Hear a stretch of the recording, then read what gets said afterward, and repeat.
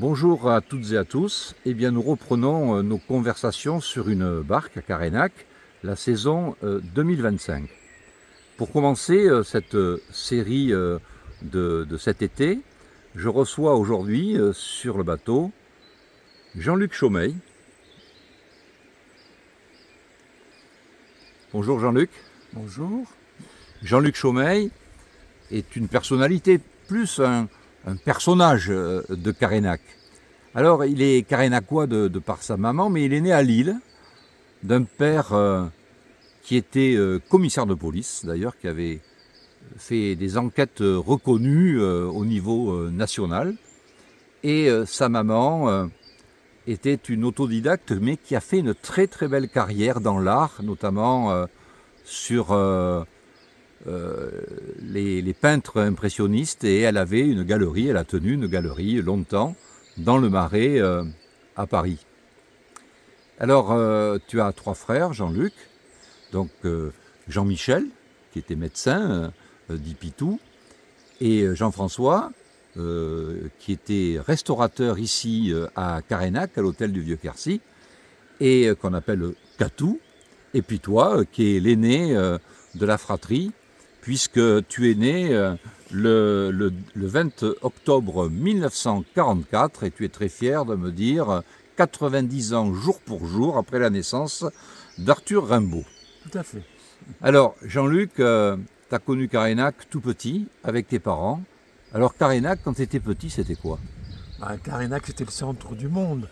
J'ai su très tôt que j'ai été conçu à Carénac et je suis né à Lille par hasard parce que mon père avait été nommé à un poste de police. Pour moi, Carénac, c'est à la fois le jour et aussi la nuit. J'ai lu énormément dans ma jeunesse, notamment là, en face de nous, là, dans cette maison, la ruine, qui est la maison de mon père. Et j'étais juste au pigeonnier là-haut, et je lisais toutes les nuits, parce que j'adorais la nuit. Carénac, c'était la nuit. Et Carénac, c'était la pêche. Carénac, c'était les amours. Carénac, c'était la découverte de Taillefer, c'est-à-dire du passé. Mais avant de parler de Taillefer, qui a joué un rôle très important pour toi, puis pour quelques-uns ici, parle-nous de la pêche quand même, parce que tu es un des rares à savoir manier l'épervier encore. Ben oui, c'est-à-dire qu'à l'époque, mon père avait une licence de pêche au filet, et on allait souvent à la pêche avec lui, et il nous arrivait on faisait des pêches de 100 kilos de poissons.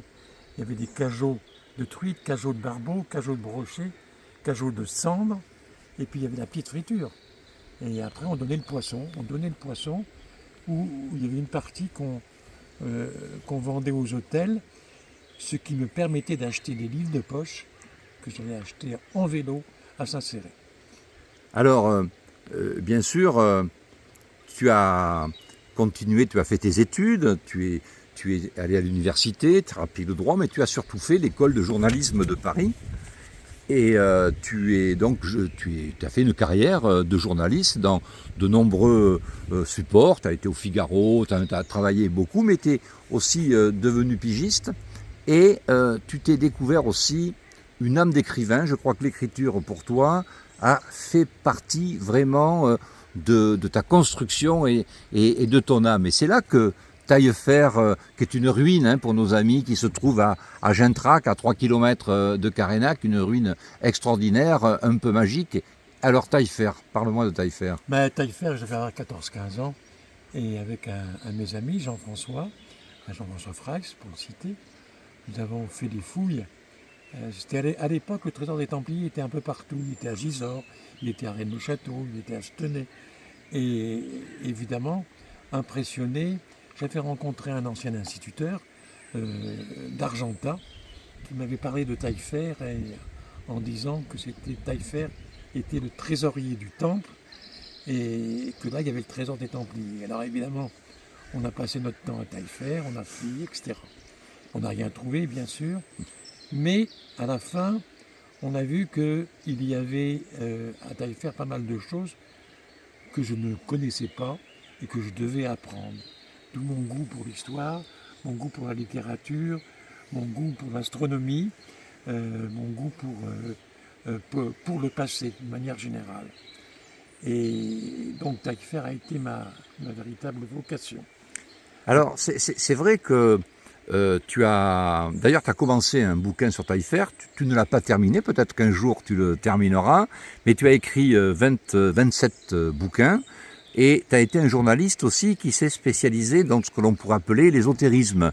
Et ça a été aussi un grand moment de ta carrière, hein, puisque tu as créé des journaux sur ce sujet avec des amis, et tu as écrit pas mal de livres, et dont un sur Rennes-le-Château. Alors, raconte un peu cette partie de ta vie liée à ce sujet-là.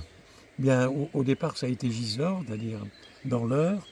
Et de Gisors, on est passé à Rennes-le-Château parce qu'il y avait un texte qui parlait de l'ensemble. Gisors, Rennes-le-Château se tenait. Et j'étais l'un des premiers, effectivement.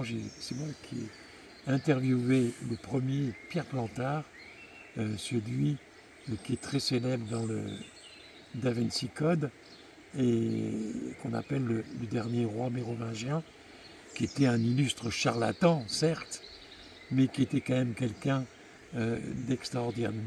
extraordinaire au point de vue de l'imagination. Et ce que j'ai fait une enquête et je me suis aperçu, au bout de 20 ans, 30 ans, que finalement, c'était l'histoire d'un mythe moderne. Et c'est ce qui m'a passionné, c'est-à-dire de voir comment l'imagination pouvait se greffer dans le passé et apporter un certain nombre de choses. Alors, sur la porte de ton domicile à Carénac, il y a écrit « Le braconnier de Dieu ». Alors explique, pourquoi le braconnier de Dieu? Ah bah c'est simple, le braconnier de Dieu, j'ai fait un film il y a à peu près 40 ans, avec Martine Monléon, qui est hélas décédée depuis, qui était sur la rivière, sur la Dordogne. Donc c'était quelqu'un qui descendait en canoë, qui s'arrêtait chez des amis et qui discutait de philosophie. Donc c'était deux philosophes et l'amoureux de la rivière. Alors on a fait des plans de pêche sur l'eau, on a fait des plans de discussion dans ma maison, et puis Martine m'a demandé de mettre un nom sur la maison. J'ai été dans la bibliothèque, j'ai tiré un livre, et le livre c'était le livre de René Fallet, Le braconnier de Dieu. Et je l'ai donc dessiné dessus pour faire un plan. Et par la suite, j'ai eu des histoires avec une voisine qui voulait appeler les gendarmes, qui ont bien rigolé d'ailleurs. Et du coup, j'ai dit, puisque c'est comme ça, ça restera. Alors c'est vrai que quand on va chez toi, alors je dis chez toi, mais quand même en 1977, tu as rencontré une jouvencelle à Paris et qui voulait partir en Italie, paraît-il. Quelle idée, hein? Il faut vraiment quand même être une Parisienne pour vouloir partir en Italie.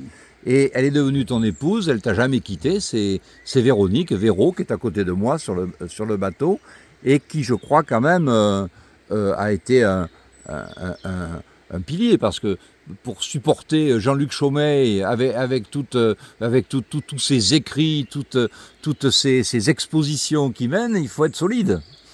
Oui, mais elle a aussi bénéficié d'une partie de mon génie. Bon, on lui Non, dit... je dois dire que je dois beaucoup à Véronique, ça c'est certain, car elle est le bon sens même, l'harmonie et la beauté même. Fais comme si tu n'entendais pas. Et ça fait près d'un demi-siècle qu'on est ensemble, oui. 77, 48 ans. Alors Carénac, aujourd'hui, bon, tu es à la retraite, officielle en tout cas, tu as toujours travaillé, toujours écrit, toujours fait des recherches. Tu t'es installé, avant tu venais régulièrement, tu partais à Paris aussi régulièrement. Maintenant tu es quasiment en permanence à Carénac. Alors ton Carénac là, aujourd'hui? Mon Carénac, c'est toujours le même. Carénac, c'est du sang, c'est le centre du monde, c'est le Graal, c'est le trésor des Templiers, c'est la nuit, c'est la nuit. J'adore la nuit. Et c'est toute la nature. Il y a tous les éléments. Il y a la Dordogne, l'eau, donc. Il y a la terre, il y a le passé, il y a le futur. Pour moi, Carénac est simple. Est simple comme une lettre à la poste et doit être préservé d'un certain dégât du tourisme. Mais Carénac est toujours présent. Alors je suis un peu jaloux de Fénelon parce que bon, Fénelon a une statue sur la place. Parfois je discute avec lui. Je lui dis mais bientôt je vais te remplacer. Il me dit mais vas-y, je t'en prie. Mais tu sais que quand on a une statue et un nom dans une rue, ça sent le sapin quand même, hein, donc le plus tard possible. Oui, bah, de toute façon lui il était archevêque de Cambrai. Et à Carénac c'était plutôt une résidence secondaire. Son château était à 40 km d'ici. Ici, il venait pour toucher les loyers des paysans, c'est tout, quoi. Il venait pas souvent. Là aussi, c'est une légende, Fénelon. Une légende pour Carénac. En tout cas, toi, tu n'es pas une légende. On sent que tu as été forgé par l'esprit qui règne à Carénac, comme quelques-uns d'entre nous.